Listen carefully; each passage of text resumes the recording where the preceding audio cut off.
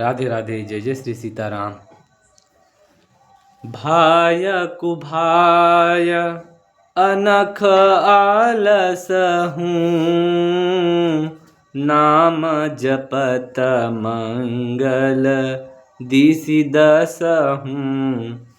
सुमिरी सो नाम राम गुण गाथा, करऊँ नाई रघुनाथ ही माथा। कह रहे हैं अच्छे भाव से या बैर भाव से भगवान के जो नाम को जो जपते हैं, जैसे रावण ने बैर भाव से भगवान के नाम का चिंतन करते थे, तो भगवान के नाम जपने से 10 दिशाओं में कल्याण होता है, ऐसे कह रहे हैं। उसी राम नाम का स्मरण करके श्री रघुनाथ जी को मस्तक नवा करके मैं श्री भगवान के गुणों का वर्णन करता हूँ। बालकांड का प्रारंभ में हम सब अभी प्रारंभ का भूमिका कर बोल रहे हैं तुलसीदास जी महाराज, तो राम जी को ही स्तुति करके उन्हीं को याद, उनके नाम को ही मैं उन्हीं के ही नाम को स्मरण करके मैं उनके लीलाओं को लिखने के लिए, वर्णन करने के लिए प्रारंभ कर रहा हूँ। ऐसे करके भगवान से प्रार्थना कर रहे हैं। शिव जी ने पहले ये जो रामचरितमानस जो लिख रहे हैं, भगवान शिव जी ने अपने मन में जो था मानस, जो भगवान की जो लीलाओं को जो अपने मन में जो रखे थे, श्री भगवान महादेव शिव जी, उन्होंने कृपा करके माता पार्वती को सुनाए थे ये राम जी की कथा को।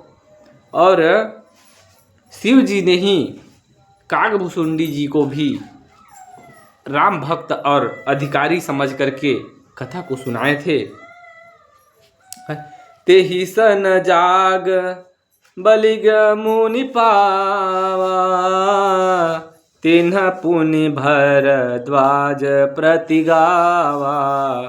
ते श्रोता भगता समशीला, समदर्शी जानहि हरि लीला।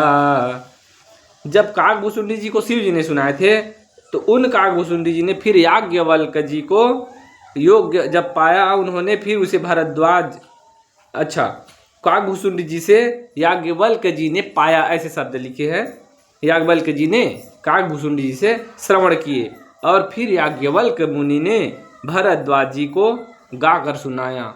जब कुंभ में आए थे, जब कुंभ मेला में भगवान याज्ञवल्क्य जी, तो भरद्वाज मुनि के आश्रम में पधारे, तो उनके बीच में चर्चा हुआ, आगे उसको पढ़ेंगे। तो वहीं राम जी की कथा को याज्ञवल्क्य जी ने भरद्वाज मुनि को श्रवण कराए थे। कहाँ? प्रयागराज, गंगा किनारे। इस तरह से कहाँ से कहाँ प्रारंभ हुआ। भगवान शिव जी के जो मन में जो भगवान की जो लीलाएं, जो भाव थे, वही रामचरितमानस बन करके हमारे तक पहुँचे हुए हैं। क्योंकि सबसे बड़े राम जी के और भगवान कृष्ण जी के जो भक्त है, जो मित्र है और जो स्वामी है, वो भगवान महादेव शिव जी ही है।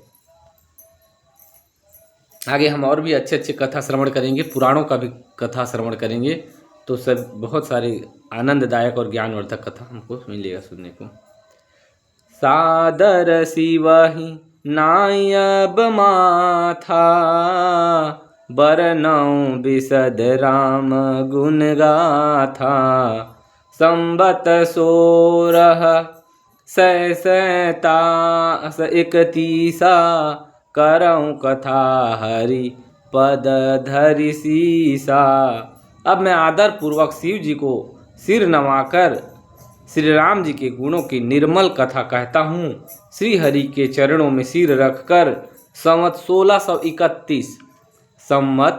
1631 में इस कथा का आरंभ करता हूँ। ऐसे कह रहे हैं। चैत्र मास की 9वीं तिथि मंगलवार को अयोध्या में इस रामचरितमानस का प्रकाशित हुआ। जब तुलसीदास जी ने जब लिखे, तो रामनवमी के दिन तिथि है मंगलवार,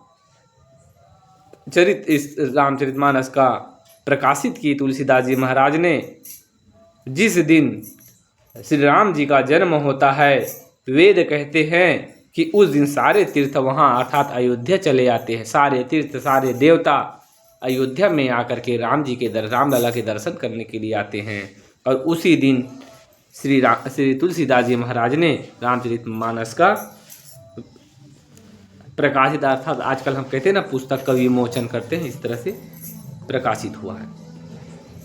फिर है रामचरित मानस एहि नामा, सुनत श्रवण पाई अविश्रामा, मन करि विषय अनल बन जरई, होई सुखी जो एहि सर परई।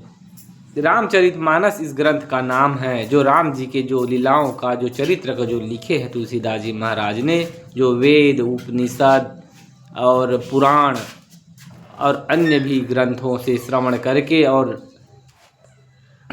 जो वाल्मीकि जी की रामायण को पढ़ के सभी से सार लेकर के सरल भाषा में रामचरितमानस जो ग्रंथ राम जी की जो लीलाओं को, जो कथाओं को जो लिखा है, उनका नाम रखे हैं श्री रामचरितमानस। क्योंकि ये मानस भगवान शिव जी के मन में जो थे वहीं से प्रकट होते हुए थे आए हैं, इसलिए इनका नाम रामचरितमानस रखा गया। सुनत श्रवण पाई विश्रामा, इस कथा को, राम जी के लीलाओं को, कथाओं को कान में श्रवण करने मात्र से ही शांति मिलता है, सुख मिलता है, ऐसे कह रहे हैं। दूसरा बड़ा सुंदर बात लिखा है, आनंददायक बात लिखा है, जैसे जंगल में जब आग लग जाता है, जब पूरे जंगल में जब आग ही आग, चारों तरफ आग की लपटें जब हो, सब तरफ शरीर को जलाकर झुलसा देने वाले आग जब सभी तरफ हो, तो अगर बीच जंगल में एक तालाब मिल जाए और उस तालाब के अंदर में जाकर के जेल के अंदर हम खड़े हो जाए तो हम अपना प्राण की रक्षा कर सकते हैं। उसी प्रकार ये विषय रूपी जो आग में जो मन जल रहा है, मन रूपी जो हाथी है, हमारा मन जो है हर समय विषय रूपी आग में जल रहे हैं। और यदि हमें बचना है इस आग से, शांति पाना है, तो रामचरितमानस रूपी सरोवर में यदि हम इनके आश्रय लें तब हमको शीतलता प्राप्त हो सकता है, इस जलन की दुख से हम बच सकते हैं। तुलसीदास जी महाराज कोई साधारण ऐसे आजकल के कवि जैसे नहीं हैं। वो कई जगह संत कहते हैं कि वो वाल्मीकि भगवान के ही अवतार थे।